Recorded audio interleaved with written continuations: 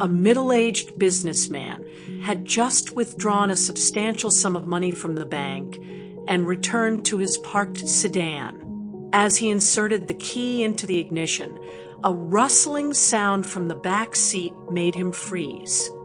Through the rearview mirror, he watched in horror as a disheveled woman emerged from beneath a blanket, her wrists bound with coarse rope and her blouse torn open to reveal glimpses of flesh. "Hand over the cash now," she hissed, her breath hot against his ear. "Or I'll jump out and scream that you kidnapped and assaulted me." Her trembling fingers hovered over the door release, while her eyes darted to pedestrians passing mere meters away. The businessman's knuckles whitened on the steering wheel.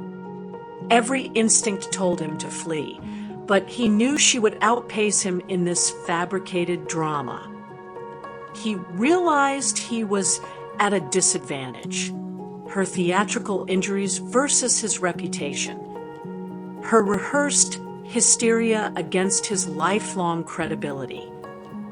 Feigning sudden tremors, he turned slowly and began gesturing wildly, index fingers circling his ears, palms patting his mouth in the universal pantomime of deafness. When the woman shouted her demands even louder, he responded with exaggerated head shaking and mournful grunts, then produced a notepad from the glove compartment with an exaggerated look of puzzlement. "Damn luck, a deaf-mute mark," the would-be extortionist muttered, snatching the pen.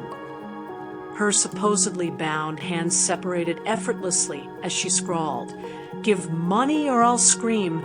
Rape, kidnap." The businessman nodded vacantly, then, in one fluid motion, lunged from the vehicle clutching the incriminating note and locked all the doors with the remote as he left.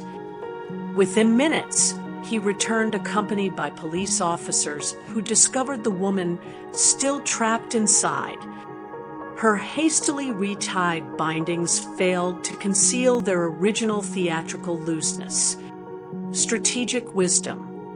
When outmatched, flip weaknesses into strengths. By feigning disability, the man avoided verbal traps and forced his attacker to leave written proof. Like Sun Tzu's, when without fighting, tactical surrender let authorities dismantle her scheme.